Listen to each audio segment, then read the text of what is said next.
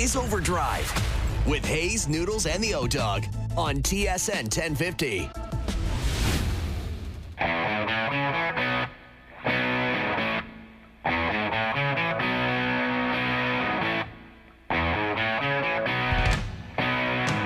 Here we go, OverDrive, off and running, TSN 1050 on the TSN app, your home smart speaker, up on TSN 4, up on YouTube Live. Brian Hayes, Yo-Dog, Jeff O'Neill, Jamie Noodles, McLennan. What's going on today?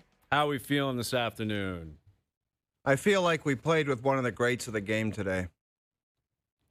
Did you? Which one? Because we played with two of the greats. If there was a raffle and you could play with the great Stumpy Thomas and the Matador Greggy, how much would you pay for it? As much as I possibly could. If it was two of the best guys of all time. You ask Leaf fans. Stumpy's right near the top. Yes. If not the top. Stumpy had so many incredible goals in the playoffs in 99, Legend. 2000. And one of the greatest guys. We had the privilege Just of an all-time great Stump guy. Today at his course. Yes. The legend. Yeah, and he looks like he could still throw a couple of hits and jacked. couple he of was punches always too, jacked. Man, he was tough. Tough as nails. Yeah, Stumpy was tough. Remember, Ray's told us that story where he thought, "Oh, I'll take on this guy." When they got Smaller into a stature scrum, guy. and Stumpy just pumped Ray back in the day. But yeah, him and Greggy are the best. Dude, Greggy. Two awesome guys. There's just not a better guy to play golf with than Greggy. He helps you look for your seed. Yes, he does, and we Gives you needed a a lot of read. help.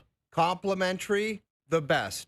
Tell Noodles what he brought to you on the first tee. What did he offer you up as an icebreaker on the first tee? Greggy, the Matador, brought me a bag of sour keys. So Really? Snickers for me, sour keys for him. You may have been away when he announced that he used to take down 23 sour keys. I was in away, one but sitting. that filled my timeline where I watched that, where I was horrified when you admitted to 23 to 24 sour keys full size. One night laying down. And we didn't you guys do, you did the calorie and sugar intake of that, which was like 3,000 calories or something, or way higher than 5,000. that. It was like 5,000 calories and enough sugar to take like a large dog down. Yeah.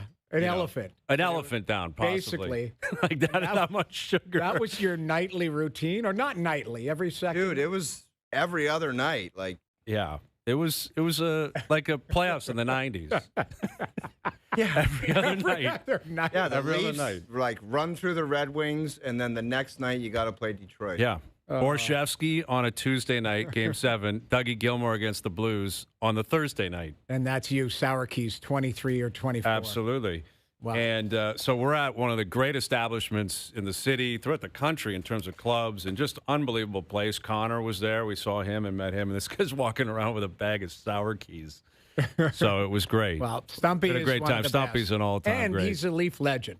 Like, think He about is a it. Leaf legend. Well known. I played with him. Yes, on the island, On the right? island, my rookie year. And, you know, you're a young, impressionable kid. I remember thinking, like, he's one of the coolest guys I've ever met. Like, from a cool factor. Yeah. We had Pat Flatley. We had Glenn Healy was there. You know, guys like that were legends and really good guys. But Stumpy had this, like, cool factor. Like, he had the long salad. Like, I don't know what he's doing with this salad nowadays. It's flowing, man. He had, like, the salad going, and he had the look. Well, he was an undrafted player. Really? I was not aware of that until I was looking up his hockey DB out of curiosity, because I knew he was with the Marlies, and then he started his career with the Leafs. Yeah.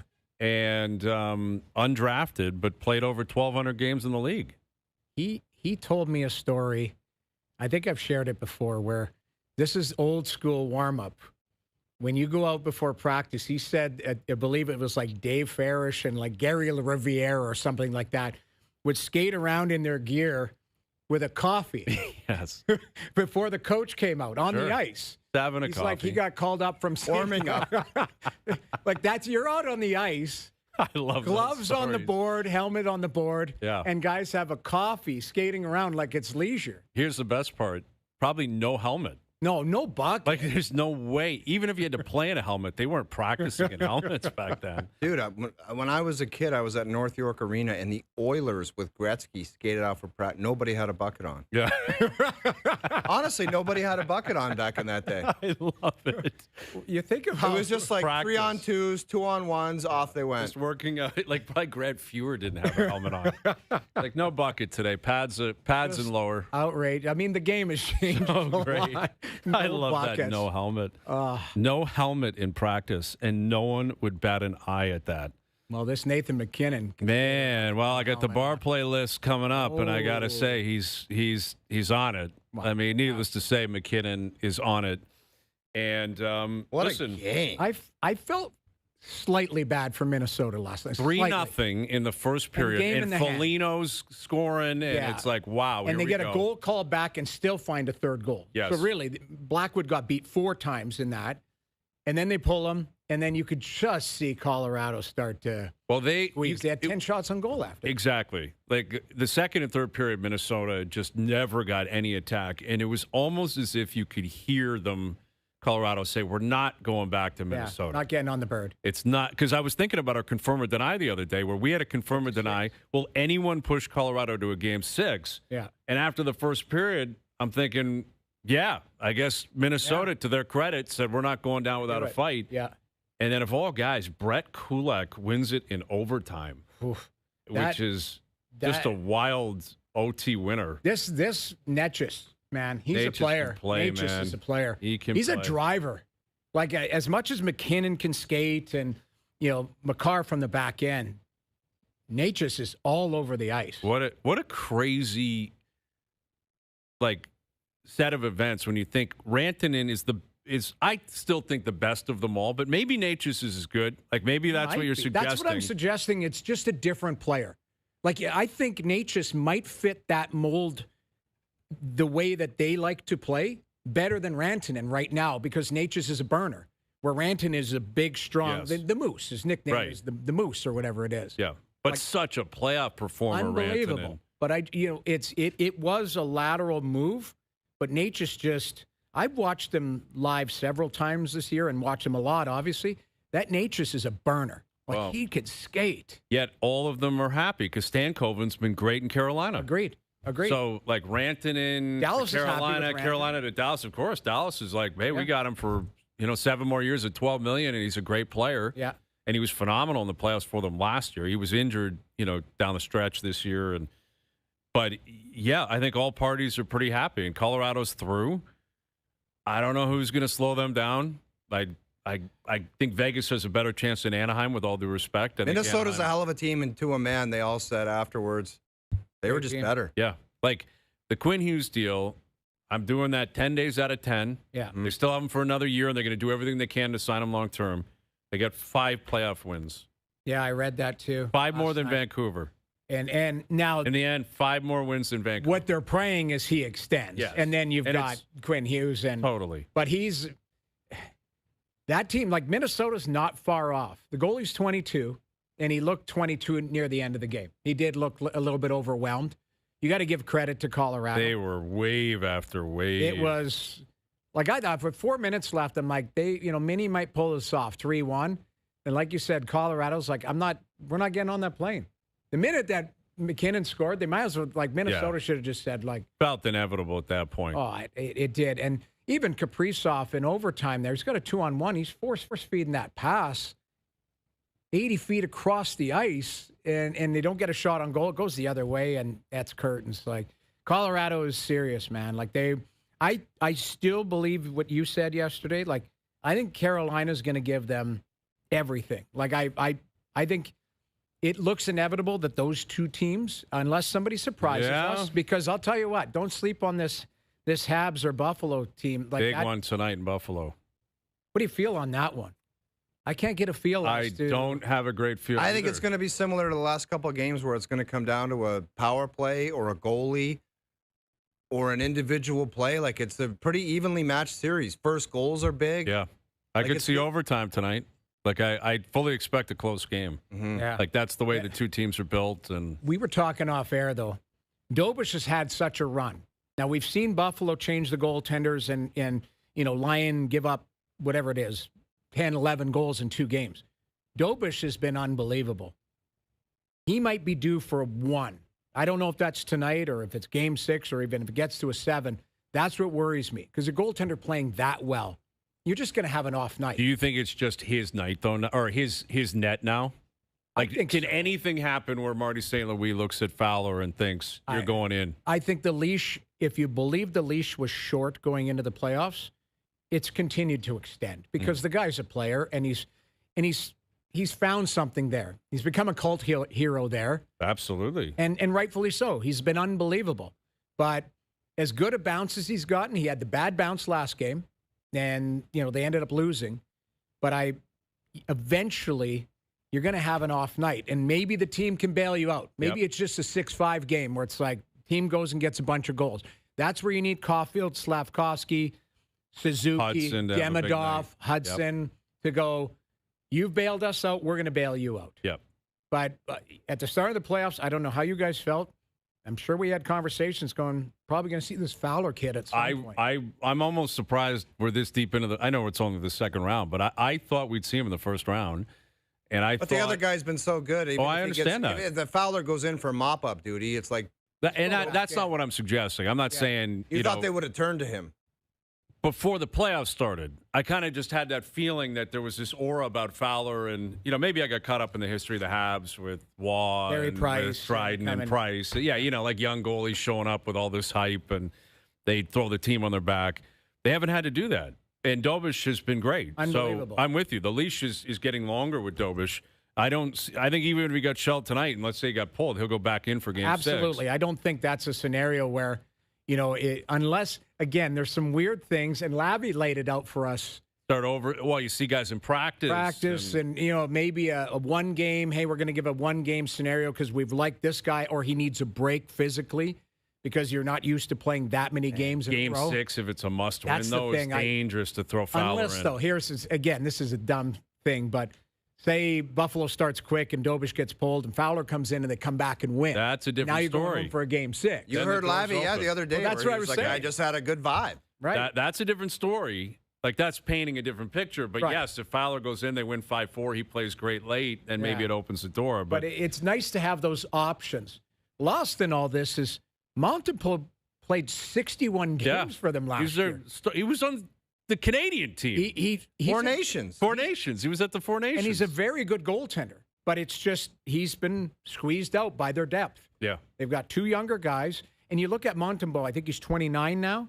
Dobish 24, Fowler 21. Just pack They your are just bags. set up. They're Montembeault's got no future there. I can't imagine. No, but I mean, he has a future. Yes, he'll be in the league. At him. Yes, for sure. Yeah. So I guess the inevitable became official this morning. Chris Knobloch is out in Edmonton, and so I saw the stat, and this gets into what we were talking about the other day with the Leafs and just the nature of turnover in the game.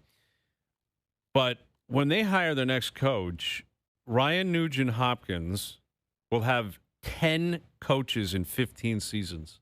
Yeah. This will be his 10th coach. That's a team that got 15 years. First overall pick after first overall. No, I know that, but I'm telling you, dude, there's guys he probably doesn't even remember were his coach. Ricky Henderson stuff. We could talk about getting different players on a team, which some teams need. Yeah. But there are GMs in the National Hockey League that are getting away with murder. Okay? Yes, the GMs are doing a horrible job and blaming the coach. Is that what you're saying? You don't think that there's circumstances? You're telling me Stan Bowman can go out there. The guy that scored the game winner, Kulak, last night, they just had to get rid of him and bring in some different pieces. They had some money with McDavid kind of taking a discount. You know who they signed? Jake Wallman. And Trent Frederick. Trent Frederick, they had to give an 8-year deal to. So, really? There's mistakes. There's mistakes there, and you just got to gas the coach. Well, and I get it. There's no structure, no accountability. Same players doing the same thing. Yeah. But I just find that, but what does the owner look down and say, oh, yeah, I'm going to look the other way when I look at that roster. Who put that roster together and just people just look away?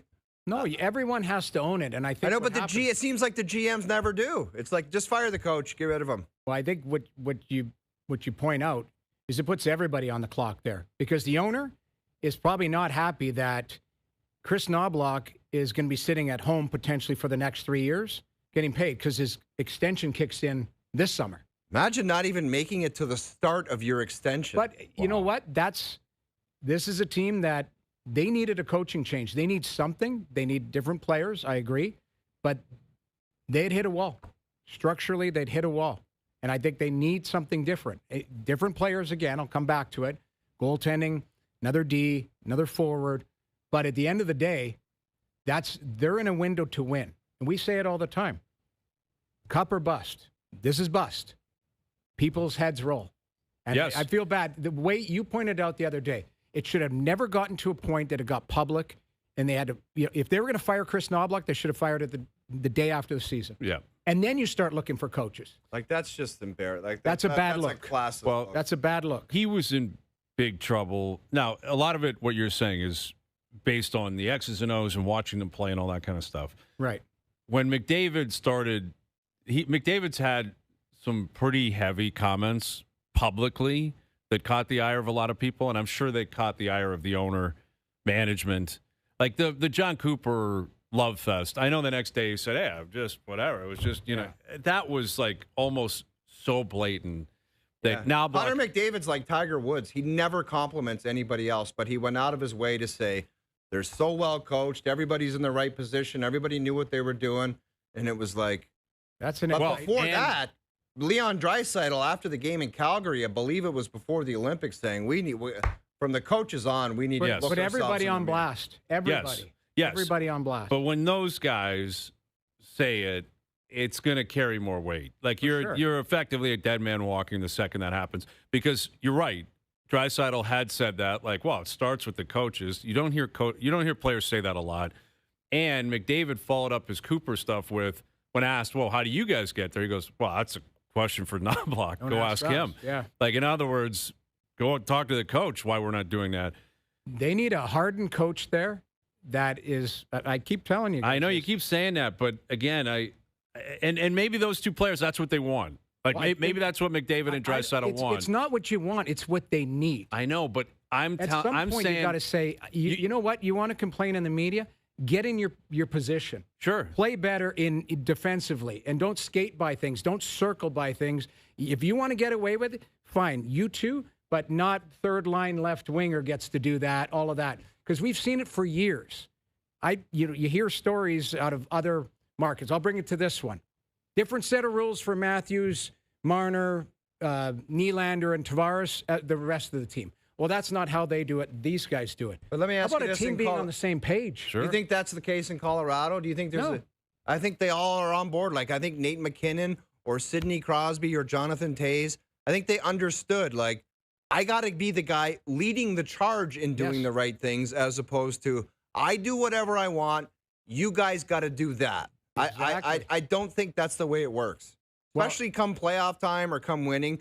And obviously, they went to a Game 7. They went to 2 finals. They're not complete idiots. But the thing is, you can't have 2 sets of rules. You go to the finals 2 years in a row, you should be building off of that, going, okay, we got close here, but what do we need to adjust? What do we need to adjust? If anything, the adjustments weren't there, whether it was the coach trying or the players not executing or the lack of players that were brought in that couldn't do it.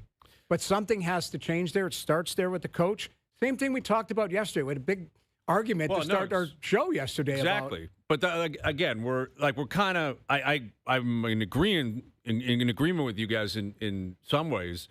But, in Toronto, there's this sense that while Matthews, didn't want Berube or whatever, or Matthews. For what? Maybe usage for starters. Like I said, right. Like the guy, he's got the toughest minutes in the league or close to it. Right. In terms of who he's going up against all the time. Zone starts, all this kind of stuff. Like if you're always starting in your defensive zone, killing penalties under Berube. He never used to do that. Right. And again, there's a lot of positive in that, in saying, hey, you're capable of doing it, and it's going to help us win. Getting back to your point, buying in, et cetera. But it hasn't helped them win. Right. And it's seen his play fall off, where, the play didn't fall off with McDavid and Draisaitl and Knobloch. They still put up outrageous numbers and statistics. Right. It did in the playoffs. Draisaitl was okay. McDavid didn't play well. Yeah. Like he was hurt, I get it, but he didn't play well. Like he just, it didn't go so well. But I think it's more likely those two guys, their voices had a bigger role in this than Matthews maybe did in Toronto. I don't disagree with that. Like I actually, think those two are pretty vocal. 100% in agree. Edmonton. But they are on notice there. Like McDavid didn't sign a 6-year extension. He signed it a 2-year extension. Now they just shoot up a year. They got 2 years. Mm-hmm. You're on blast. Draisaitl said it. That was probably, if you get a chance to watch Draisaitl's 15-minute presser. Yes. Go back and watch it. Guy's just candid, like very candid. This is what I see. We're on notice because that guy's got 2 years left on his deal here. And he's pointing at everyone. I need to be better. Everybody needs to be better. Thing is, you can't have the lip service. You could, like, he won that press conference. Doesn't matter. They're still sitting at home watching. Yeah. Now those two, if they're healthy, they're gonna put up numbers and be a dominant player for sure. But it's going to be a crazy offseason. I said it yesterday, but I feel bad because I said, trade deadline's going to be crazy. Wasn't. It was a ghost town. We sat there like idiots. We've said that for 4 trade centers in a row. It's going to be nutso. But what about this year? This is the because summer. Some currency and some teams that need to shuffle the deck around. That means lots of movement, potential movement. That's what I'm looking for. That's what I'm looking for as well. I look forward to it all. Listen, we got coach vacancies, right, in Toronto and in Edmonton. LA. Vancouver, they announced. LA, they're looking for a head coach. Vancouver, they announced that Ryan Johnson is going to be, I guess, the GM. He's been within that organization for a long time, but the Sedin brothers are going to play a much bigger role. Co-presidents. And listen, they're legends in that town. They are. And they live there, and they're committed to it, and they love the Canucks. Good guys. So it's kind of like Rutherford stepping away, and those two are going to step in. Yeah. But it's kind of like the Sundin thing here, right? We've seen it with other kind of legacy guys in different markets that get back into their front offices. And Joe Sakic. Coaches' interviews are going to be fascinating because what if you don't know what your team's going to look like? Yeah. Like we've talked about high-end players, marquee players that possibly are waiting, making decisions. How could you possibly go through a coach's interview when you don't know what the future holds?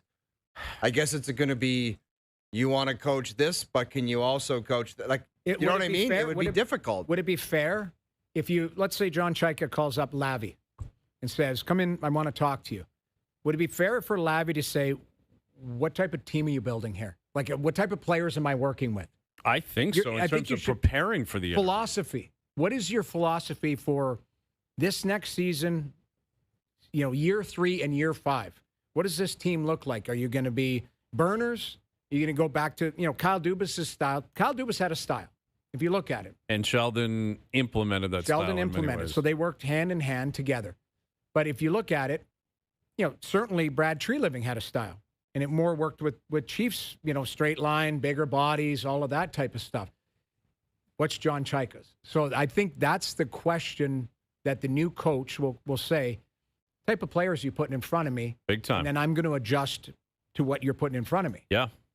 Well, and having the first overall pick in some cases would affect the coaching conversation. Well, you got a good player coming. Yeah, but if, as we talked about, the plan in Toronto is we want to get right back on the saddle and be competitive, then it's not the same as like who was coaching Connor Bedard 2 years ago. Right. Or 3 years ago, or Celebrini, where you knew the team had been awful, was likely going to be really bad for a couple of years. The transition, exactly. And it's like, hey, we're still building for 5 years from now, surrounding this guy. Where McKenna, let's say they take McKenna and Matthews stays and Nylander stays, he's down the pecking order in terms of, impact players and marketable players and players with a voice and, how the coach is going to possibly utilize that guy. So but yet he is going to factor in. Like, whoever you're going to take, you're planning on being a big name player for you for a long time. Exactly. Right? You're hoping is a star for the next 10 to 12 years. And now in today's game, you have to develop that player at the NHL level. Well, exactly. He's probably stepping right in and playing. You're teaching him how to play. Big time. Live time. All right, Darren Dreger in studio just after 5. Couple games again in the Stanley Cup playoffs. The Jays Varsho needed that last night. The Jays needed that last night. Just crept over the number. The 7.5, I said I'm on the under. Cease was phenomenal. Like, there was no offense whatsoever. And then, of course, a grand slam walk-off to push it over the number. Yeah. But the Jays with a big win. They needed that last night.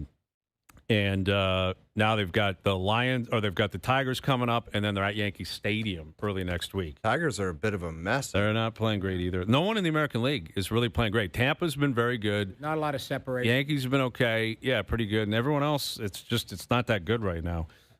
So Dregs is coming up. I've got my list coming up. Richie Laryea is going to be in studio.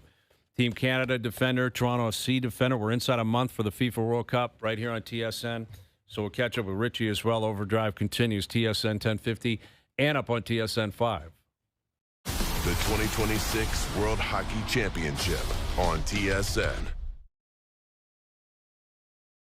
Now, back to OverDrive with Hayes, Noodles, and the O-Dog.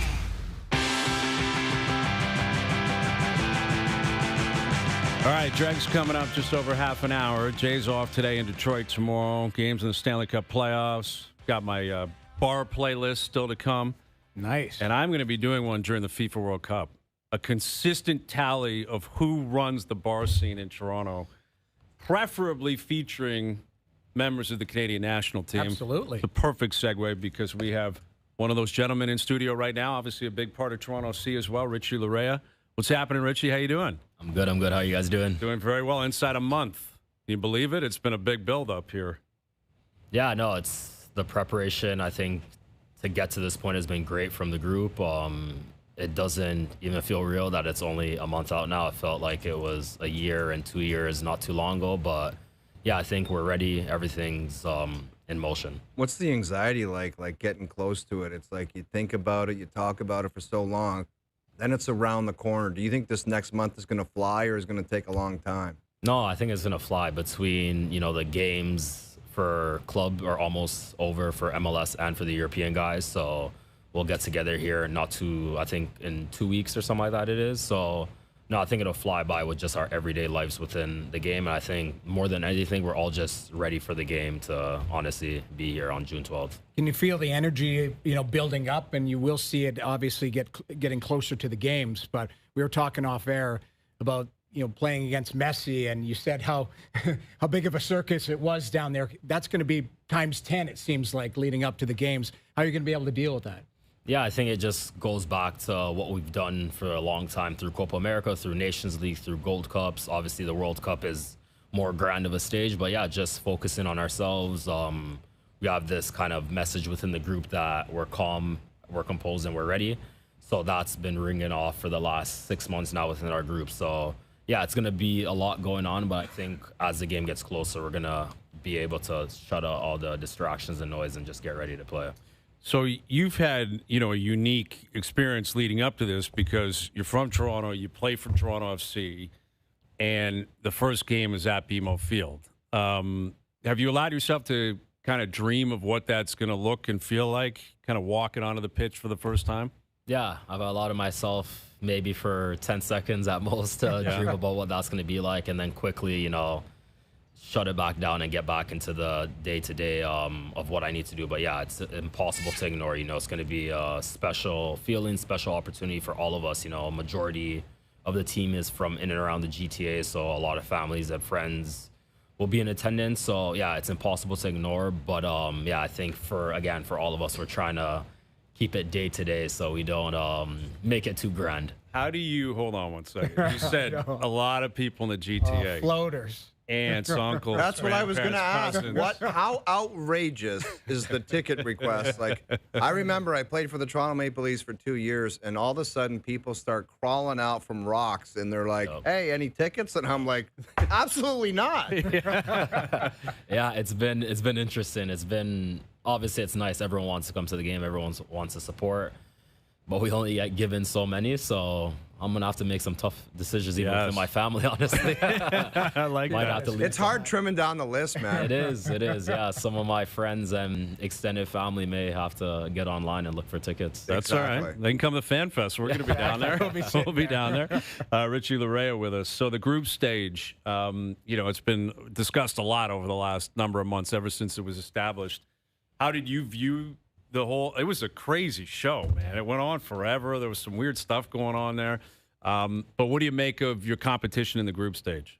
Yeah, I think obviously opening day against Bosnia, that's a team that just beat Italy, you know, which is a good opponent. So it's going to be a tough game. It's a World Cup. Every game will be tough in all honesty, but even more so a team that was able to knock off a big European team is going to be a good match. So I think between them, Switzerland's a very good team as well, as everyone knows, and Qatar is also a good team. So I think, again, we're just going into this taking it game by game, but knowing that it's a group that you can't underestimate anyone. And again, it's a World Cup. You know, everyone's come in and has the exact same idea that they want to go as far as possible, dreams of winning the World Cup. So, yeah, we just have to do as we've done the last 2 years under Jesse and start fast, start strong, play our way, get our crowd into the game, and yeah, just really capitalize on such a great opportunity we have to play in front of our home fans in our country in a World Cup. How's Jesse as a coach? He's great. He's We've had him on a few times. He's unbelievable. Yeah. Big energy guy. Yeah, exactly. That's the word I was going to use. His energy kind of just it beams around the group. You know, since he's come on board, he's said some things that sound borderline crazy to us because of the opponents that we had to go play against, especially in his first camp. We played Netherlands and France, you know, two giants in the world of football. And some of his messaging before the games on how it was going to go, we were all looking around like, this guy's crazy. Like, we're playing against the best teams in the world. Like, it's not going to be a walk in the park. But then, you know, as we stuck to it, as we grew quickly, even in that camp, we went from, you know, conceding a lot of goals against the Netherlands, which we could have turned around and did the exact same thing against France and concede a lot. But we actually draw 0-0 and probably have the better of the chances than the world champions previously to Argentina. So, yeah, he's instilled this great attitude within the group. No one really fears who we're playing against, and we kind of just focus on us. So he's been a great addition to our team. Richie Laryea with us in studio. How much pride do you take in, you know, the way Canada is now perceived around the world in terms of soccer? I mean, obviously getting there to the World Cup 4 years ago was very significant. The last time we went as a country was in '86. Keep moving up the world rankings. You mentioned Copa America and the showing you guys had there. You know, as you play with the beauty of the sport is you're playing with people on your team against, you know, your team from players all around the world. The image of Canadian soccer today compared to maybe a decade ago when you broke in with the camp, how much pride do you take in that, and what do you see yourself as today compared to 10 years ago? Yeah, I think that's the biggest growth I've seen within the program, because when I first joined, I debuted against Cuba at BMO Field, and there weren't many fans. And then, you know, fast forward, it happened pretty quick actually, but then it's 2021. Now we're in the Hex trying to qualify for the World Cup, and now the stadiums at BMO are sold out. We're going to Edmonton, it's sold out, you know. So it just quickly kind of got into a really good way. But I think more so what excites all of us about that is what it means for the youth soccer here now in Toronto. You know, I think people now... Is it taken off recently? It has. You know, I think whenever you're out and you see the kids, it seems like everyone's gravitating towards soccer now. I know it's Canada and it's big on hockey, and rightfully so. You know, we're very good at hockey. But now I think soccer is very close behind. So I think...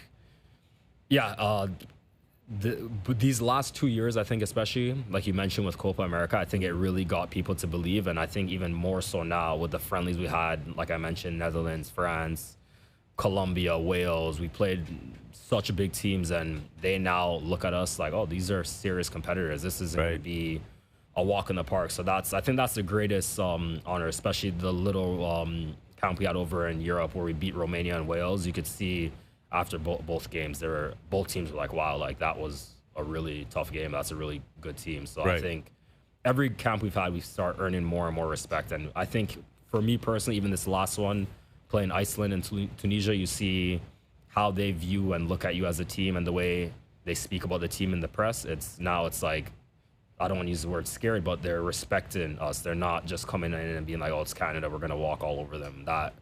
I think that messaging is left a long time ago now, which is good. Awesome to hear. Do you guys allow yourself to set like a goal for this tournament, or is it like championship or bust? Like where are we at? Getting out of the group stage? What has kind of the messaging been as we get closer to kickoff? Yeah, I think just within the group, there's a lot of confidence. So we've sat together numerous times, and if you're in a tournament, you never come to a tournament and say you just want to compete or you want to win your first game, you want to make it out of the group. We're in a tournament to win, so that's a message. Yeah, love it.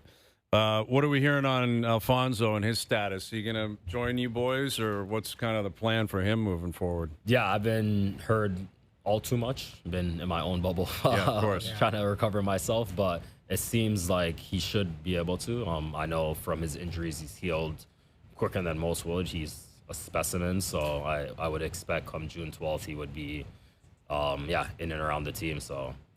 How many group chats do you guys have separate? Do you have, team, all of that type of stuff? Yeah, we have a good couple of them. Yeah, it's hard to keep up. As you should. How are you feeling in particular? Like, are you feeling like you're getting closer to go time as well? You'll be ready to rock? Yeah. Day by day it gets better. Hasn't been. I think it's just been 3 weeks now. So yeah, I think anytime now I should be feeling even better than what I feel like right now, and just be ready to go. Perfect. When I take this suit jacket off when I get home, I like tracksuits. That is as good as it gets, the one Richie's wearing right now. Before we came on air, we declared that that's a large tracksuit. Yes. So what are we looking at to fit on me in that? We're 4X, isn't it? No, I think XL. You're good in XL. XL. Yeah? XL. That's a confidence guy. boost. You're my man. That's a confidence boost. The keys, the sour keys. Yes, off air, we got a bunch of people that are like, what kind of snacks is this guy putting back? Just straight XL. I love it. Dude, that's athletic. Like, anything XL down is an athlete. That is an athlete. And we were going to train with your coach. I got you. Remember Jesse invited us out. Yeah, I think he probably had second thoughts almost immediately after. Is there any type of training that we could do that you'd be like, those three idiots could make it through this drill? Or what's the one drill you do that would kill us? Is there like a down and back? I'd love to see you guys do a beep test, actually. Okay. That's horrifying. That's line to line? Yeah. On ball beep, or no ball? No ball. What level do you Straight get cardio. to? I haven't done it in a little bit, but obviously I was an automatic level 12. Yeah. No, I'm not kidding. I was XL? No, an XL the beep jumpsuit? test. I got to level 12. That was like the standard. You had to get to 12. I think our test starts, they start the beeps at 11 maybe, so you would have... Serious, man. This guy played in the NHL in the 90s, dude. You do it with They a were smoke. smoking cigarettes while they were playing. Exactly. Let me Start put running. this dart out, and I'll start that beep when I light this thing up. There was always a lazy slob that would fake blowing his knee out at 8. Can't go. Can't keep doing it. I love it. Richie Laryea of Toronto FC and the Canadian national team. World Cup on TSN. Less than a month. We cannot wait for it. Best of luck. Great seeing you. And we'll do it again down the road. Thank you very much. You Nice got to it. see you guys. There he is, Richie Laryea. OverDrive continues up on YouTube Live.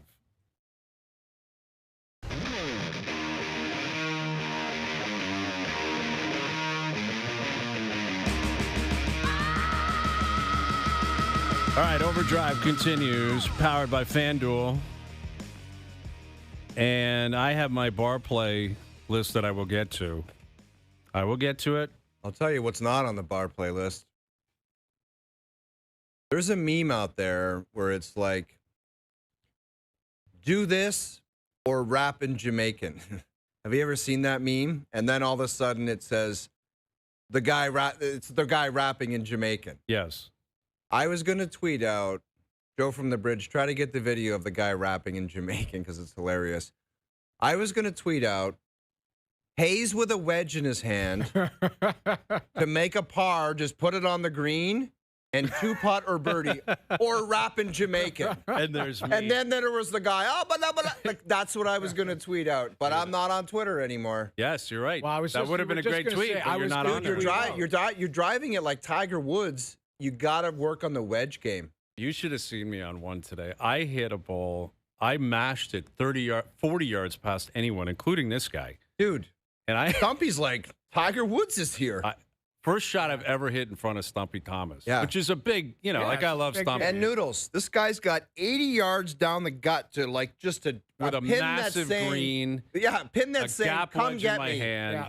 And Backstop behind it, and you flare one, and then he just absolutely Stalled one over Stump's head across a road, and then he blasted it back in the fairway, and Stump's like, what is this guy? It was crazy. It was a crazy scene from the best drive of the day. Because honestly, like, Stumpy and our boy Greggy they were like, man, this guy is a player. Yeah, A player. Like, you couldn't place a ball better than I did on one tee. No. The starter was there. People were like, man, that's Brian Hayes. Like, the OverDrive boys were here. Man, I've heard he's not bad, but that's like, wow, what a drive. And then they watched.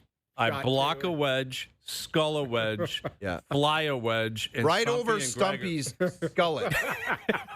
Twice. Yeah, over it his went head. right through his skullet twice. The first one beamed the tower, Really? and Stump was like, and then the second one, I was so far away, he had to give me the hit it here move. Yeah. Like when you can't see the green and the guy's like just right over my here, head. yeah. And then you blew that one by his ear, and you were back in the fairway almost where your drive was. And I stopped, If dropped, and Stumpy rolled knew and said, you I'm better, done. he would have Torched me. gave it to you. And he should have. Because it was You guys didn't have a literally good day. Tiger Woods. Well, other than that, it was a great day. Great day. Yeah, but you guys Outside of that, Greggy, it was man. He's phenomenal. chopping it around. I mean, Yeah, it wasn't was, your. Dude, it was wild. I couldn't believe I did that because I was standing over that thinking I'm going to throw this to 5 feet and send and I'm a going to message. put on a show today to Stump. Yes, And you did for one shot. for one shot, and then after that, You were Tommy Kite. Tom Kite. Tom Kite. Off the tee. It was a Gerald Ford shot. That's a Gerald Ford shot. Gerald Ford. I don't even know what that really means, but remember that was the call. Like the guy goes, I've never seen But that it went before. straight left. Yeah, hard. and hit people. I Yes, think. Yes. Anyway, Well, poor Stumpy. yeah, what a beauty. Well, So anyway, now I got to try to redeem myself in the future because that would have been a great meme. But you're not online. did you get anymore. the invite back though? At some point, are you gonna? Will that be? Well, a we're going to force take again? Stump and Greggy out to Coppenwood. Yes, we'll reciprocate. Get them to Coppenwood someday. Sooner than later. All right. fair Has to enough. happen. Greg's going down. He's going down to Sabres Habs tonight. There's a lot of people going down. Yeah, I think I was thinking about that. Because Buffalo, you can see their fan base is so excited. But Montreal, like the Leafs, like Edmonton, like some of these teams, travel well. And, in Buffalo, in games, 1 and 2, if you look at it, there were a lot of fans, Habs fans there. big time. That's a 5-hour trip from Montreal? Yeah, 4 or about 5? that. I mean, I think you're driving through Toronto out an hour. It's People- it's 6 hours. There's people doing that That's a trip. road trip all day. And tonight, like Game 5 tonight, is Game 6 on Saturday Yep, night? Game 6 Saturday, Monday, Game 7. Dude, Game 6, Game 6 Bell on Center? Saturday at the Bell Center. You asked me earlier how much would I pay to play. Yeah. That's something you would pay. That's a a lot bucket of money list to. thing if you're Saturday a one-off. night, especially if both cases it's wild. But if the Habs win tonight and that's a closeout game, because they're running out of captains to come out with the torch, right? know. Like they do such a I don't think it's phenomenal all job. with it. captains. I think Knuckles Nyland went out there. Did Nyland do it? Okay, Yeah. I didn't know that because I Just saw legends, I saw guess. Carbonneau and Mullins. Kirk Muller did it. Yeah, Kirk Muller. Yeah, I guess it's just been legends, but for the most part, I have seen the captains do it. I haven't seen all of the games. Yeah. I think that's really cool to start the game with those guys walking out there. Incredibly it's cool. Incredible. Yeah, Who from Incredibly cool. modern day could send would Carey Price walk? I think out? Price. I think Shea Weber would get a big pop. I think Carey Price, I think you get him in for the net. Like if they go back, Game 6. well, they got to They're go going back. Well, that's yeah. it. 6. Like Game 6. You wheel Carey Price out there, watch out. I think it'll just, and please don't come at me saying there's so many people ahead of Carey Price. That's fine. I just think Carey Price would light the place. Well, I don't think you can go wrong with Carey Price. Sure, there are other guys who Yeah, also would be exactly. big. Yeah. Yeah, I don't know. It's a good question. Patrick Koivu. I Waugh. was thinking Koivu. Patrick Oh, Waugh. Patrick Waugh would be crazy. But he but Who I, would be I don't think crazier? he'd do it. The owner's not having that, regardless. But Molson didn't own the team back then. I think Yeah. Jeff Molson would love to do it. I would. don't know. It's a great question. I know what you were about to ask. Who gets a bigger pop? I would think it's Waugh because he's French Canadian and he won 2 cups. Yeah. Like he was royalty, man. Yes. Like that ending obviously was crazy, but he was St. Patrick. St. in Patrick, Montreal. for sure.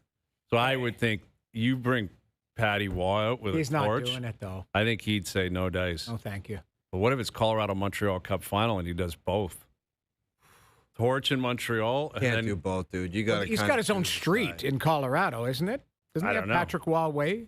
Possibly. There's got to be a Sakic and a Forsberg and a Foot Boulevard sure or there's something. a street that they named in Colorado after him. And Let me ask you this, Hazy, because I know you don't like statues and stuff. If Austin Matthews chooses to go away this year and play somewhere else, does he go up on Legends Row? Yes. I say yes, too. Yeah. I think it's already been established. Hart, Rockets. Well, you look at the guys who are up on there, some of them spent like their whole career or close to it here in Toronto. But he's like 10 years and he's got, he won a Hart, Rookie of the Year, established the goal scoring record, captain of the team. Yeah, he's going up there. Like there, I think so. I get what you're saying that if there's an exit that is not clean or, leaves some people with kind of not the greatest feelings. I think with that resume, regardless of how you leave. But I think Patrick Waugh is an example. Like I'm not sure people in Montreal loved the way he went out.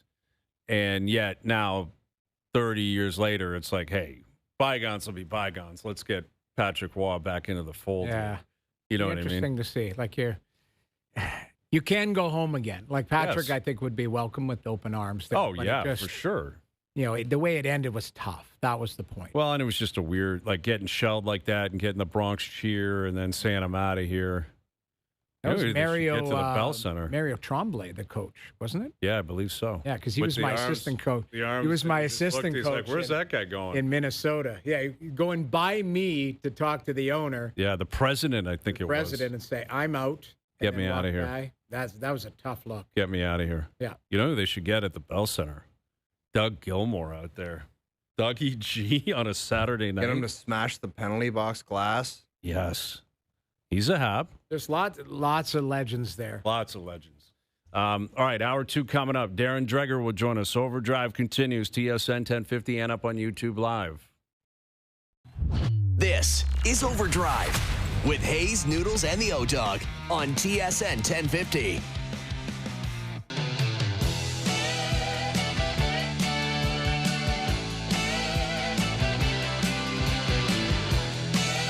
Hour 2 Overdrive continues, powered by FanDuel. Brian Hayes, the O-Dog, Jeff O'Neill, Jamie Noodles McLennan, and Darren Dreger, our TSN Hockey Insider in studio. What's happening, Dregs? Oh, just warming up for another hot zone. Oh, tonight. the hot zone after the Habs game. I love it. Yeah. Okay. A couple of us will be on it. Yeah. Well, hot zoning tonight. Bringing the heat. Well, it's been a lot of heat in the National Hockey League this week. Jeez. Coaches getting fired, people getting hired. Like, what do you make of it? How much more can we expect? First off, Yeah. what do you make of the handling of the Chris Knobloch situation? Unfortunate, sketchy. I think it's as bad as it gets, Darren. Yeah, well, look, I mean, I'm not pointing fingers at how leaks occur. I mean, that's part of what I do for a living and have done it for a long time. Right. That's where it really came off the rails, right? Because in the perfect world, if the Vegas Golden Knights give the Edmonton Oilers permission to get to Bruce Cassidy, chances are you fire and you hire in the same day, and it's a big splash, and everybody moves on. Right. It feels like Edmonton was backed into it. I mean, look, I guess Vegas doesn't have to feel any sense of obligation to cut Bruce Cassidy loose and give him permission to speak with the Oilers or any team for that matter. But because the information was out there, Right. now Edmonton's in that jam up. All right. You've already made the decision. You're moving on. I mean, coaching is a problem, obviously, for management of the Edmonton Oilers. So how do you back out of it, right? And that's where it comes off the rails. But that's where we were talking about. If you made the decision to move on from Chris Knobloch and you just want to interview Coach X, Yeah. you should probably relieve him of his duties first and then just say, hey, we're going Couldn't agree to more. have a wide range of, the John Chaika, what he said in his media was that yesterday. I feel like they've all lumped together. Said, hey, we're going to have a wide scope here and take a look at it. What happened because of the leak you mentioned, it made it look like it's embarrassing. Chris Knobloch's sitting on his couch or wherever, and there's information coming in. Hey, they've already looking at Cassidy and they won't get waived. To me, that it's a poor look on everybody, and Knobloch didn't deserve that. He doesn't deserve that. No. Like, in essence, you're going to move on. Great coaches get fired. I see that all the time. But he deserves the respect to go, let him go, then move on. I will never forget when Paul Maurice was fired by the Toronto Maple Leafs years ago. Paul and I had a long-standing relationship, so he reaches out to me, as soon as he learns his fate, and he goes, "Can you do me a favor?" He goes, "Please don't report anything. I'm on my way to my kids' school. I want to get to my kids first. So can you please not say anything until that happens?" Right? That's what as I've gotten older, I appreciate more and more. So look, Chris Knobloch's going to be fine. Yes. By and large, I don't know Chris Knobloch. I think he's a good coach. He's respected. He's got a deeper coaching background and arsenal than what I knew about until I started poking around with those who work with him. But you wonder about the young family that he has and things like that. And look, I also think that there's a narrative out there that, okay, well, maybe the stars didn't align. So McDavid and Draisaitl didn't necessarily align with the coaching philosophy of Chris Knobloch. I don't know what exactly they didn't align with about that, putting them on the ice for 30 minutes each? No, I don't. Well, I think what we're saying the same thing. I don't buy that for a minute. So when we hear Connor McDavid speak the way he did and Leon Draisaitl just drop the gauntlet in his end of year media address, that's directed at Jeff Jackson and Stan Bowman as general manager. That's not directed at coaching. That's saying, look, you took a swing at goaltending and missed. Yep. And a piece that you had to throw into the deal, Brett Kulak, is now a pretty big player for the Colorado Avalanche. And it created a hole in our defensive group. So a miss, right? So how are you going to fix those roster problems? That was the frustration that was bubbling out of Leon Draisaitl and Connor McDavid. Those guys are still there, and Knobloch isn't. Yeah. Like, how does Stan Bowman? Talked about, dude. I know. Like, Bowman just keeps working out there, and it's all good. Like, he walked into an incredible job. Like, you got McDavid and Draisaitl, and we're knocking on the door for the Cup final, and they've gone backwards. Wow. Whoever lost the offer sheets. Like, I don't know if that was Bowman. That was Bowman. No. It was Jackson. It was Jeff Jackson because there was that in. But Ken Holland had left. It was Jeff Jackson. It was Jeff Holland Jackson. was gone. But that's the thing. Like, there's a little TSN turning point right there because now you got to fill those holes away. Two good players and two good up and coming players. You'd already moved out players that you felt like you're going to move past in the McLeods and left shot. Yeah, exactly. Yeah. So to me, there has been mistakes, but you've got to find a way to fill them. I don't disagree in the coaching change. I think they needed something, but you've got to get it right. And we were talking about it in the last hour. They're on the clock. Like, Draisaitl said it in his 15 minutes. Yeah. Everybody's on the clock in that organization. Have to be. And rightfully so. And look, Daryl Cates, the owner of the Edmonton Oilers, is as demanding an owner as there is. I'm not saying that he felt like there needed to be some bloodletting in the disappointment of this season, but it kind of has that feel to it, right? Sure. And in talking to those who have worked in Edmonton and worked for this owner, even though they've been slow and methodical through their process, as Stan Bowman alluded to, at the end of the day, come on, you're firing a guy that's going into a 3-year contract extension. Is that going to turn things around in Edmonton? It's money too. I was telling Brian off air, like outside of the actual business of there's real money involved. Like, Knobloch could sit at home for the next $7+ million. So there you go. Let's call it $8 million. That's the thing, guys. In any regular business, like, if you piss away $7 million, you're fired. You got to answer you for. You signed Trent Frederick for 8 years. You're fired. You got to answer for these things, and that's the from an actual business standpoint. You got to look at it and go, we didn't get the Game 7 home gate where they were probably hoping for. Right. When you go into Anaheim and you lose that. Yeah. That's a gate that they probably were expecting. It's a lot of money. Every home game in the playoffs is a lot of money. It's a lot of money. That's why there's so much pressure in today's world when teams are like, make the playoffs, do this, because it's money in the door for these owners. That's just the business side, not just the actual wins and losses. Are we just living in a world now where you have one disastrous season, it's game over for a lot of people? Like, is that what we're doing here now? It has that feel to it. It definitely has that feel to it. Not with every owner. And some are more loyal than others, and some are more mindful of the millions of dollars that are being pissed away, right? I mean, at the end of the day. And, Toronto's a little bit different for me in the Berube situation because he was part of a regime that didn't work, okay? And you guys have talked about this. I don't want to go back down that path. But I guess what I would submit, you can appreciate what John Chaika and Matt Sundin are going to do without knowing who they're going to hire, right? They want a clean slate. They got to have some idea of who they might hire. I think so. No, I'm not saying one guy in particular. No, but they would have a long list established right now, and then you go through that process. Yeah, but like people say they have these long lists. Yeah. Like, what's the sense of the courtesy interview with 8 different guys? Like, they're not. Okay. What your inkling is, right. like which way you want to trend as soon as there's coaches available. But who, and I would say this of Edmonton, and Edmonton maybe more so because it feels Edmonton needs a closer type of coach. Right. Exactly. What if Bruce Cassidy ultimately gets permission but doesn't want to go to Edmonton? Right. That's possible. Like he might look at the Los Angeles situation, and there's a sense that, Kenny Holland might just extend the interim tag on DJ depending on how things go. Maybe Vegas doesn't give Cassidy permission to speak to a division rival like Edmonton. I mean, but so then when you get past Bruce Cassidy, who's better?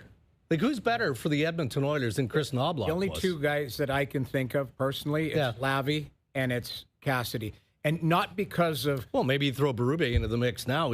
I'm just saying tactically. Yeah. Like, they need a detailed tactician. You had Lavi. Hard. Yeah. Fair. But tactician. I think what they needed was a different look and voice. I, tongue-in-cheek, say this.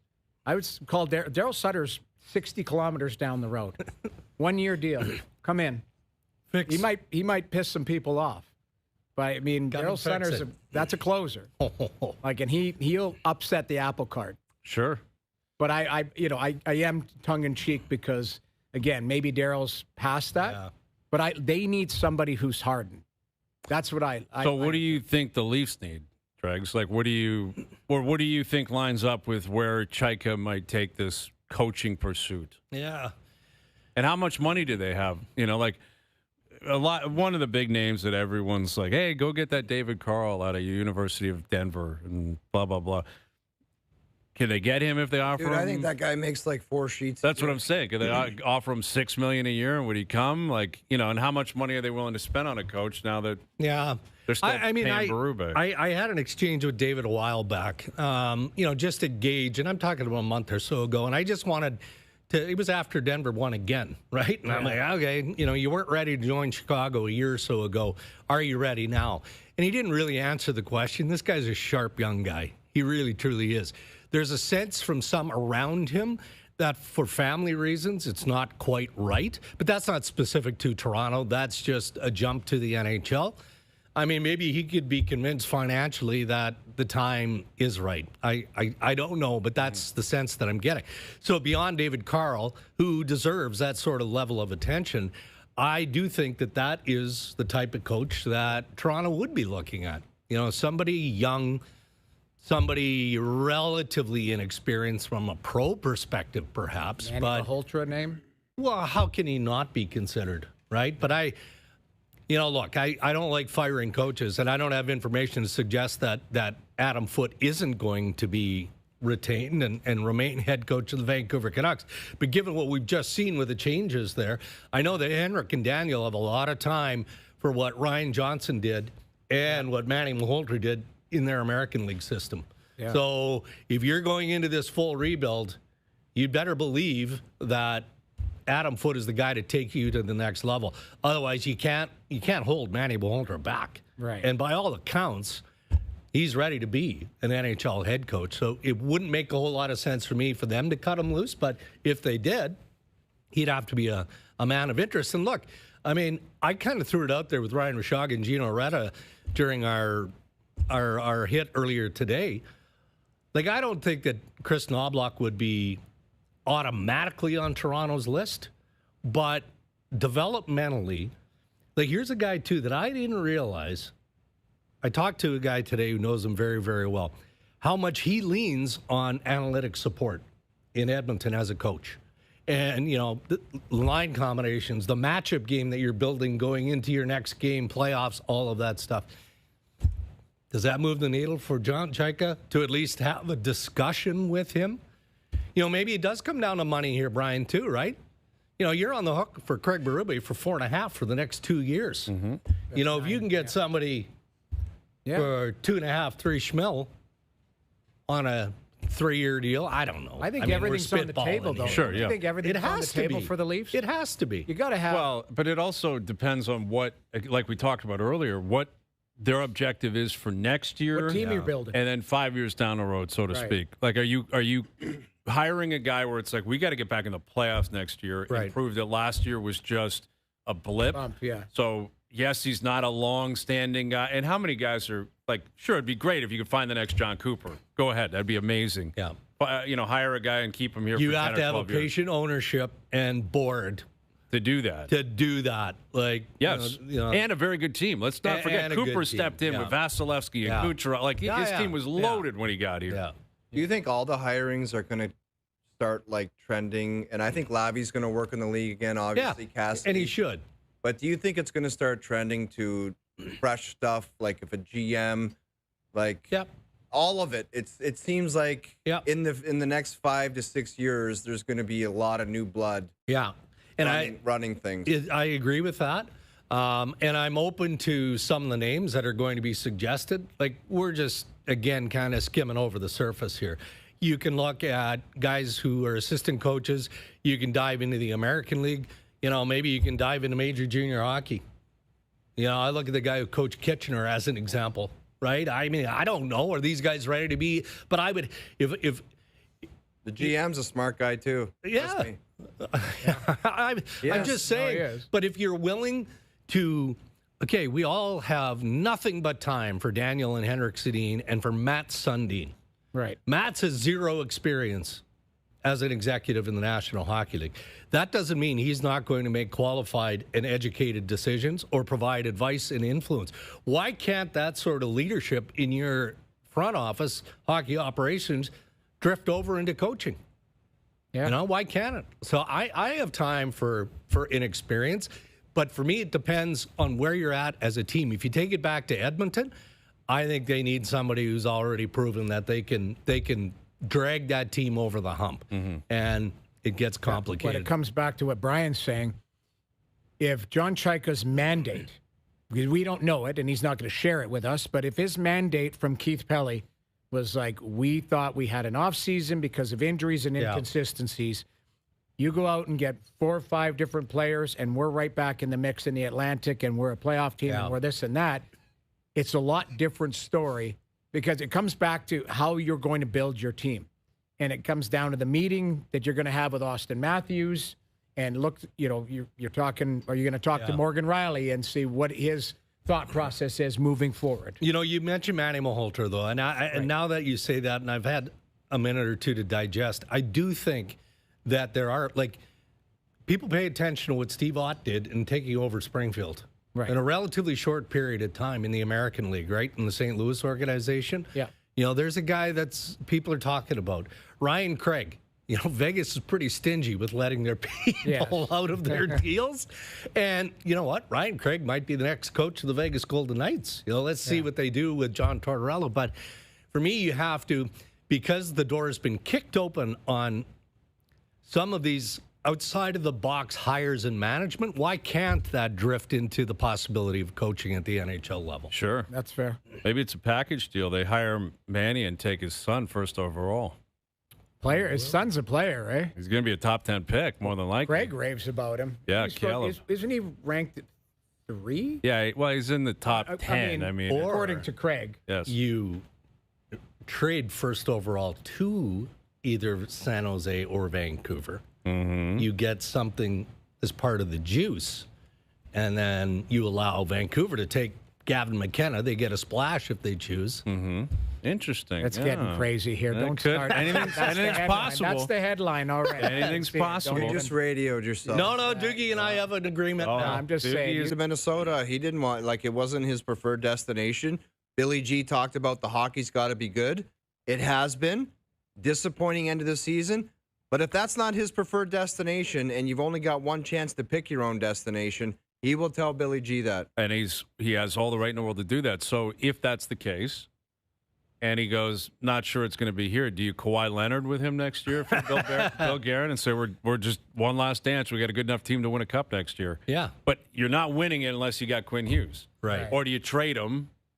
and I would just try to run it figure back out? one more time. Yeah, Let me him too. walk for And nothing. blow your brain, He like, looks- blow the gasket out, like, just add. He looks pretty comfortable there, though. Yeah, he looks very comfortable I there. don't. I'm with you. He would have to just not like living there. Right. Because you know the hockey, as long as Billy Guerin is there, is going to be competitive. You're going to have a chance to win. Got a great deep partner. Ah, for the next yeah. 5 years. Right? You know, the coach loves him. He plays all the time. Like, the hockey couldn't be better for him, really. And I would, like, where's his destination of choice? New Jersey? Because he wants to play with his brothers? But I don't know. I mean, The only thing I think about playing with his brother Luke is pretty damn good. He's not Quinn, but he's pretty damn but good. he's getting better. And he's getting better. You'd actually jump in him. the way of your brother. Yeah. Like, literally, because Luke is the guy that is going to be running that for many years. yeah.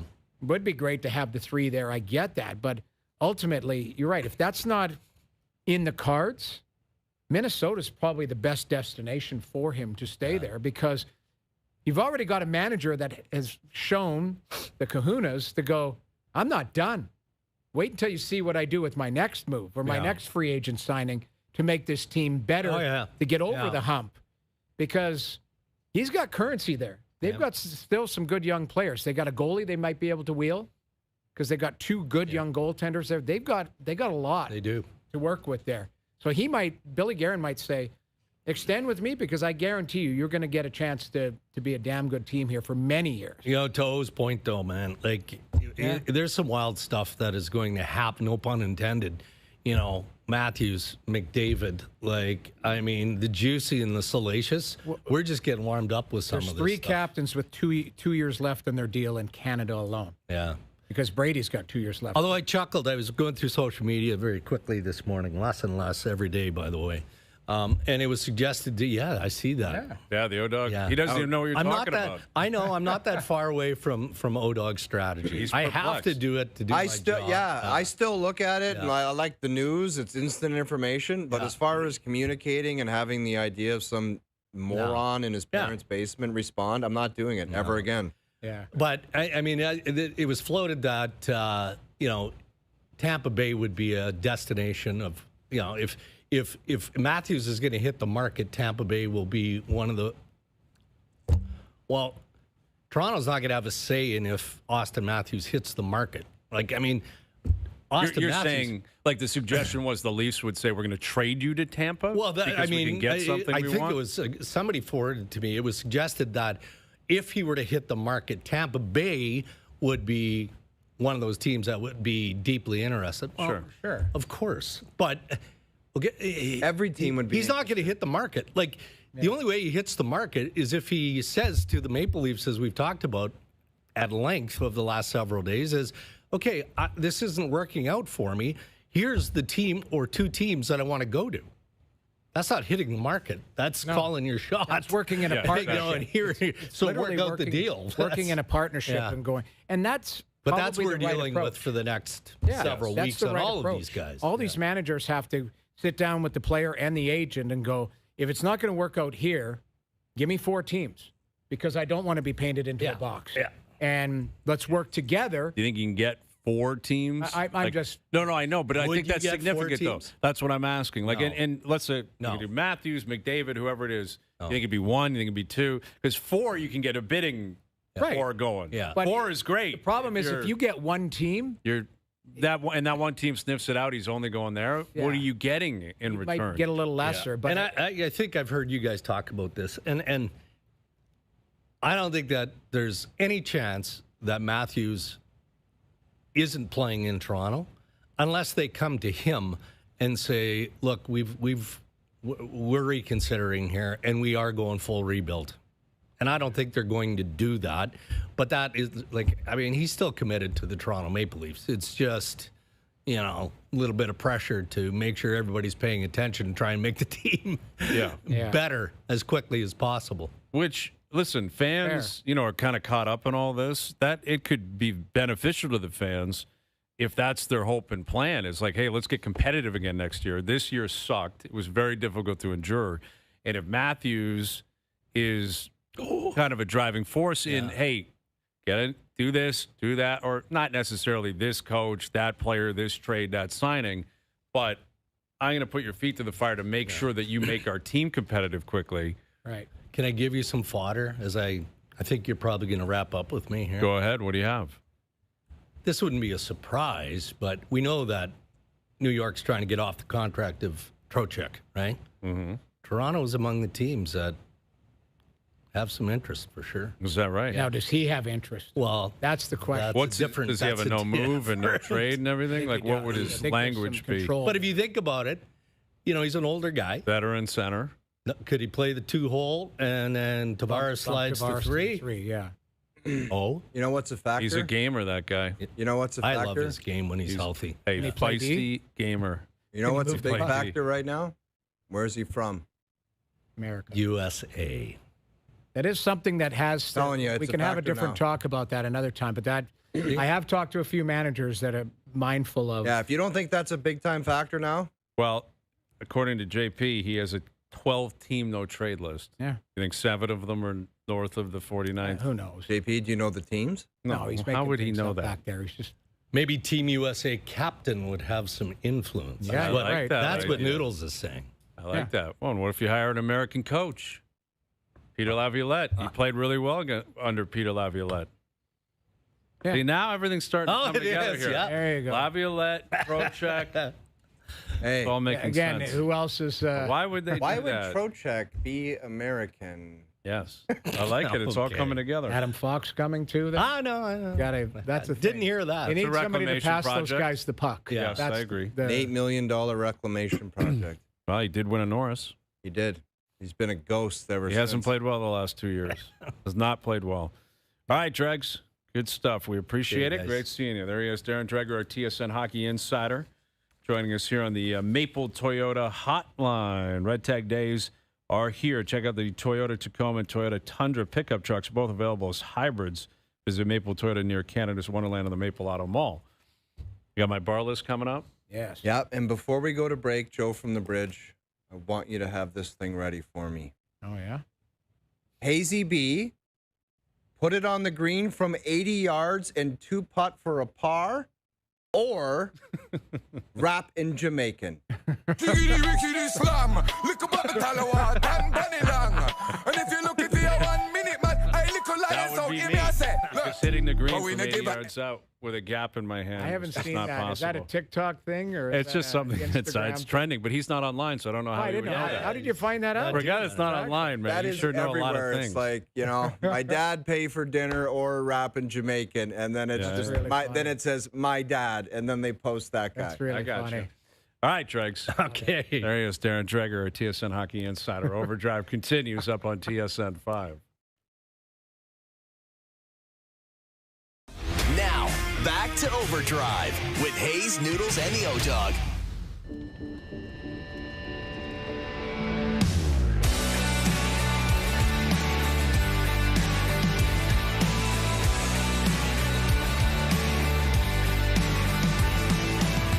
Girl, when you called it quits, you could have done it right. You could have left the sound out of it when you said goodbye. You ruined every All right, best bets coming up. Going to get to our Hazy Be listing bar play edition. It is a Thursday. But I saw this earlier this afternoon that a report courtesy of Yahoo Sports. The NFL will not be reviewing teams' videos for jokes surrounding New England Patriots head coach Mike Vrabel ahead of Thursday night's annual schedule release. You have to break down what that actually like you're talking about, like in stadiums, teams are going to do memes and stuff on the That's what I'm Jumbotrons? telling you. And what basically what the NFL is saying, and the report continues, the league is letting teams use their own judgment regarding potential content about Vrabel's connection with Diana Rossini. But when the schedule gets released, Pats are playing the New York Jets. The Jets' social media account could be, hey, Vrabel. Yeah. Who else is coming with Coach Vrabel and the Pats when they? I thought It's the Raji Trick Fest. Goodell would have said, "Don't even touch it." I guess they're saying Have at use it. your discretion, which may be code for like, come on now, but we're not going to actually put this on paper that you can't do anything. But wink, wink, nudge, nudge. We've talked to all the owners, make sure nothing's going to happen. But it could be floodgates for Vrabel to get absolutely destroyed online. What organization wouldn't care about that? Well, the Cleveland Jets, or like is somebody that where it's like, who cares? We're just going to torch this guy. I mean, there's some social media accounts. A lot of people are pointing to the Chargers, and I don't know if they're playing the AFC West this year. I don't know. What's the Chargers media account going to say? There's something about, I guess, the Chargers' social media and the way that they reveal their schedule every year is always kind of Unique. top notch. Unique, yeah. Exactly. They do a really great job. Like, this is a massive review. It speaks to the magnitude of the NFL that a schedule release is like, set your alarm. I can't wait. Even though you kind of know who every team's going to play, but you don't know primetime games, when they're going to land, And I'm curious who's playing U.S. Thanksgiving and, opening night and all that kind of stuff. But, I guess Mike Vrabel and, by extension, Diana Rossini. So fair game. That's basically what they're saying. Effectively, if you want to goof on Vrabel whenever you're tweeting or texting or posting on Instagram or whatever, social media in general. That'll get ugly. I know, but let me ask you this. Was there anything in place publicly? Certainly, I don't remember anything like that for Bobby Kraft. I don't remember one, but you're right. I mean, like old Bobby Kraft, if they ever up. if they ever play the Dolphins, that, like you say stuff like that, like you're like, you got to be careful. And I think publicly they play the Dolphins every year in Miami. Well, exactly. Konnichiwa. Where is Bob Kraft while the game is ongoing? Exactly.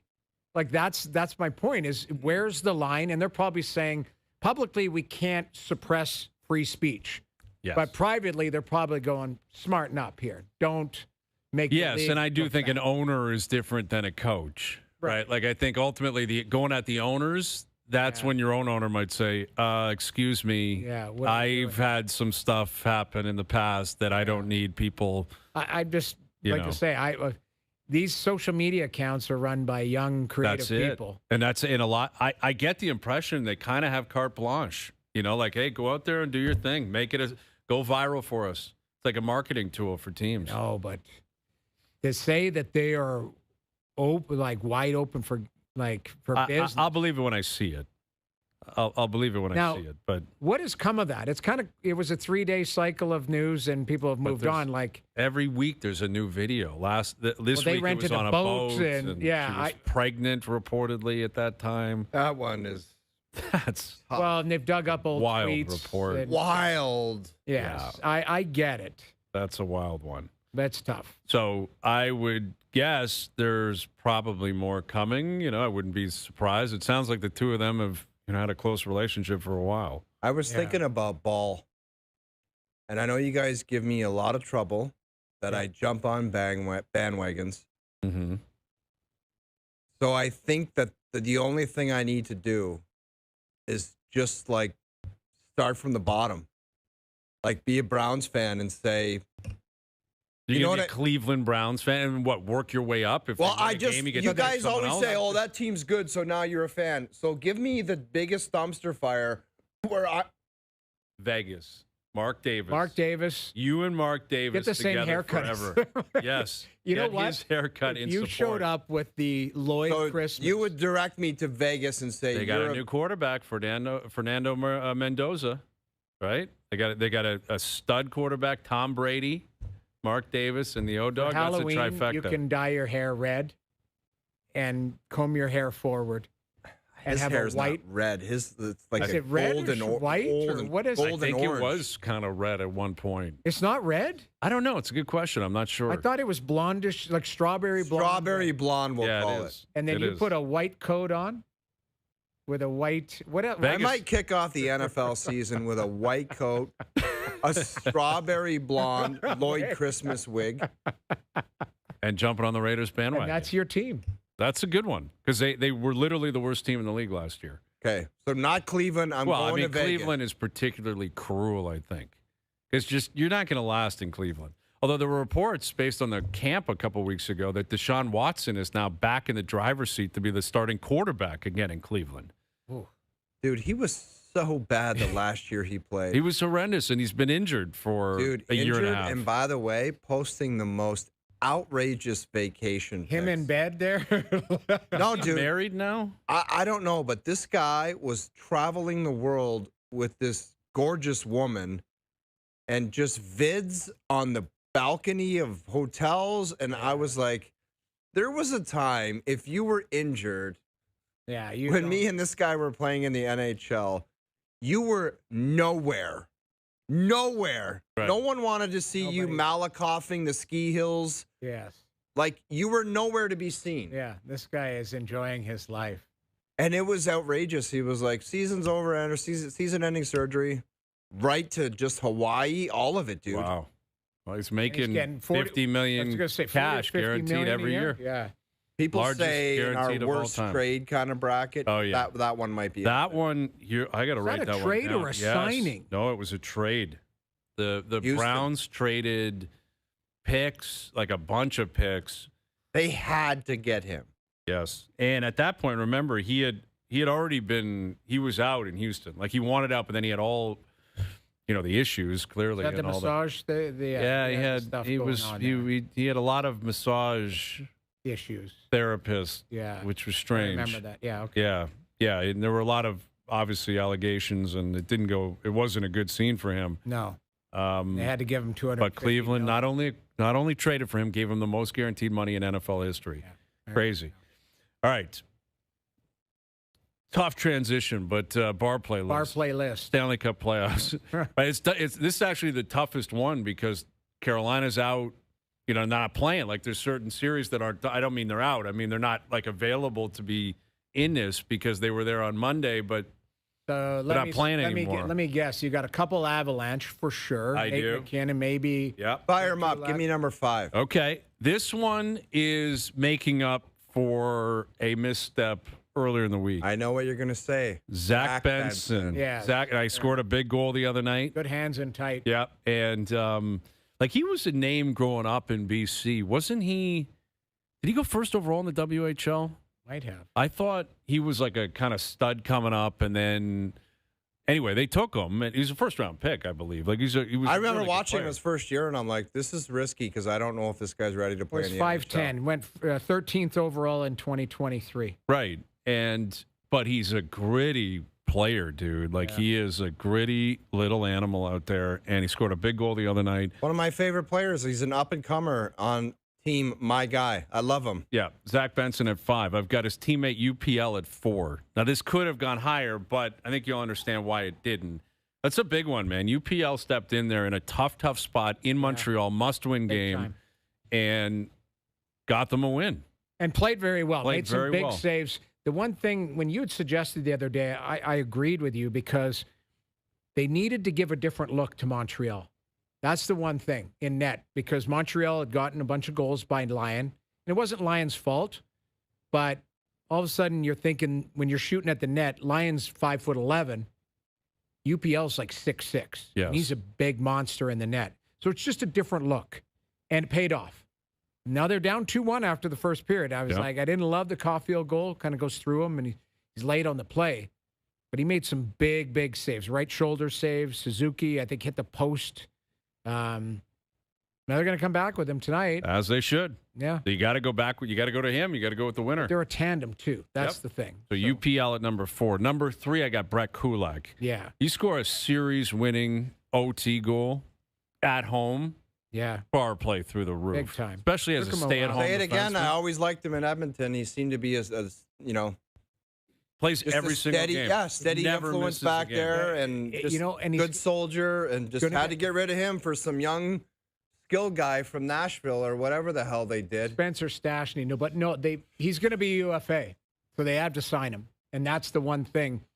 He's going to get paid in the offseason. Kulak? Yeah, he didn't settle in Colorado. It took him a while to settle in, but he's settled in now. He's a great skater. Yeah. Great play by There's a nature. guy right there that should just look at his situation and be smart about it with his agent, and don't go try to be a number 2 D-man somewhere, and then everyone's Get going to hate your overpaid. guts I before agree. Christmas. Find the right situation. Make sure the money's good. Be a second kind of third pairing guy. Be what you are He's a and 5. be good at it. He's a 5. Yeah, he's a 5. So A very good don't 5. don't go to a situation where someone's going to try to doctor you up and doll you up into being a 2 or 3, because you're not. So Yeah. think about it. Good player, though. Yeah, really good skater. player. Love Really him. good skater. And good for him. Listen, he hit the middle of the net, but that's all he had to do. You Right? gotta Like Nate just made an unbelievable score. play. That's what you need to do. No, Score, and he I know. did. But yeah, like what a wide play open by- net. It was oh, a brilliant play. What a Yeah, play by and Nate. Kulak got it off. Sticking with the OT theme, Dorofeev at 2. Oh, yeah. Pavel Dorofeev Got that scores out the of the OT air. winner at That home. might be getting paid too. Man, he can shoot the He's I think puck. he's a player. UFA. he can. You know what he can do is he's a finisher. Like He scores. You Just talk about scores. Ottawa needing a guy. There's You a need guy. somebody that gets the puck and at one opportunity back of the net. That's a finisher. And now they have him set up through the seam on the back door on the power play. He's got a lot of goals through that because he's a finisher. Give him the puck and he does it. He's been a real nice player there for Vegas. Yeah. He's been really good. Yeah, he's a goal scorer. He's a pure goal scorer, and he scored a massive goal to tilt the series in the favor of the Vegas Golden Knights. I know who's at number 1. He's got- Dobesh. No, this guy's got flippers on and a mask. Nate McKinnon. Walking through bars in Denver. With no gear. Well, not asking for drinks. Speedo. Where's Yes. the pool? He's walking through lobby bars saying, direct me towards the pool. I guess he gets all the Nathan boys. McKinnon. I gets all the boys in the flips to get rid of the lactic acid. Whatever he's doing, it's working. Because that cat scores literally every single night.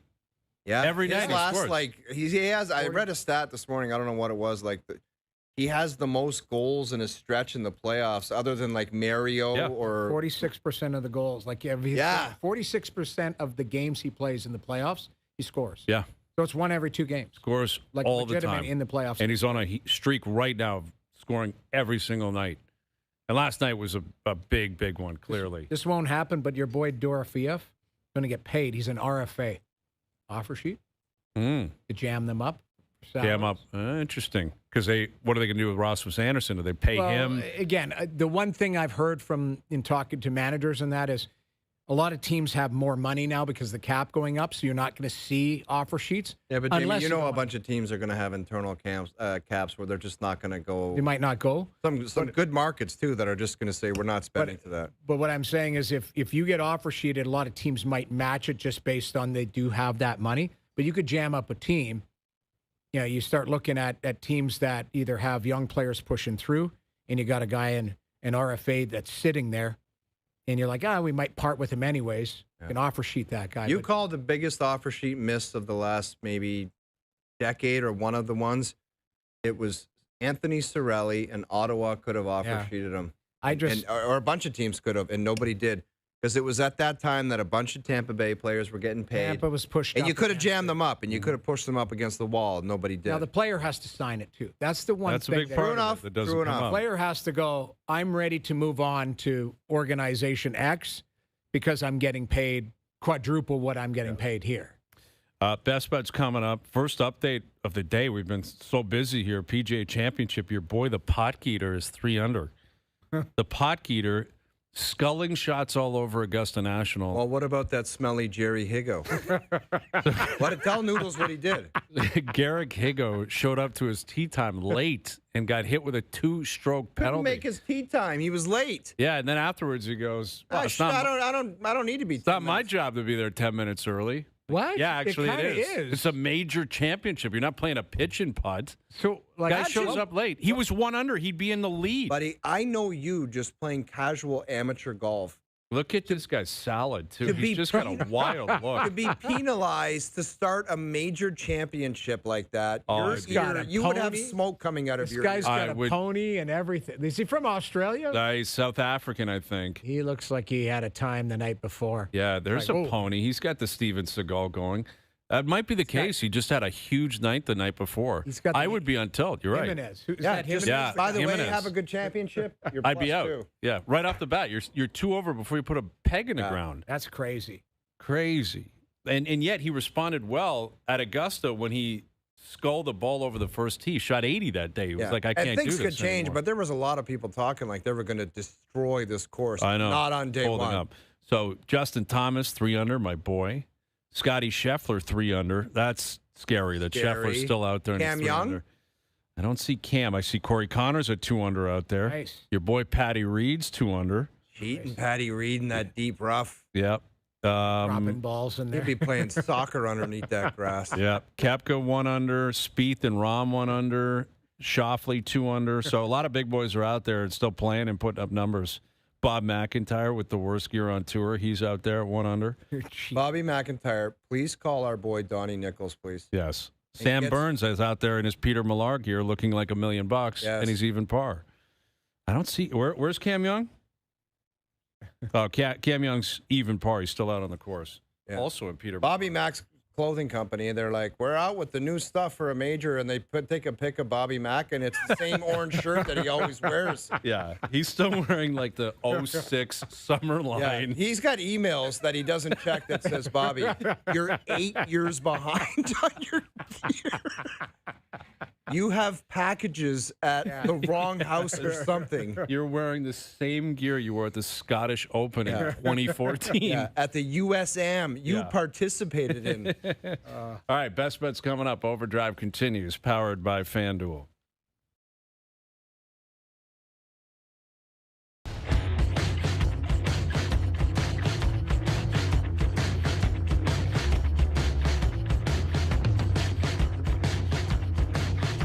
All right, really fun show today. Richie Laryea came into studio. It was awesome to see him. We Yes. want to thank Quaker Canada for hooking that up. Great. I love Quaker. It's the best. Every morning. Sorry. I'm a shake guy, but I'm all about oatmeal. I will crush an oatmeal in the morning. You're an oatmeal guy. Yeah, I can tell that's you're an oatmeal guy. You're not a microphone You guy, do the though. pack. I do the packets. Oh, I know Beautiful. you do. You do Beautiful. it at night though. See, I used to be a cereal guy before bed. It's oatmeal now. Oatmeal is so phenomenal. Quaker. Shout out to Quaker Yeah. and Richie Laryea for coming in. Best bets powered by FanDuel. I'm on the over in the Habs Sabres game. You think lots of goals? I do feel like it's going to be an electric night. It just feels to me like a talked you into 4-3. it that maybe the goalies weren't. I gonna could have a see night. something like that happening. Yeah. I could see a backup going in, like, Yeah. 3 goals on 9 shots. You're out. It's 3-1. Blackwood out last night. Doesn't matter. They still win. That's just Colorado's got such a heat. Like, they're terrifying teams right now. Yeah. But I'm on the over in that game. Best bets powered by FanDuel. Same game parlays available for every Stanley Cup playoff game on the FanDuel Sportsbook app. Please play responsibly. 18 plus. Physically located in Ontario. All right. Big hockey games tonight. NBA playoffs continuing. Jays in Detroit tomorrow. Go time. Golfing Go time. tomorrow. Golfing tomorrow. No, I don't think Stumpy? so. No Stumpy? No, Stumpy. I don't know. We got to let's see when we get him back in the fold. Awesome. Right? We'll see what we can do about that. Shout out to Greggy, the Matador. Yes, absolutely. All right. Thanks to everyone behind the scenes for helping out. We appreciate it. Everyone for tuning in today. TV, radio, podcast, web, and of course up on YouTube Live. We're out of here. Enjoy your evenings. Enjoy the games tonight. We're back tomorrow at Wedge on the green or rapping Jamaican? Fucking at the kitchen, she was fucking at the chair. 4 p.m. We'll chat then.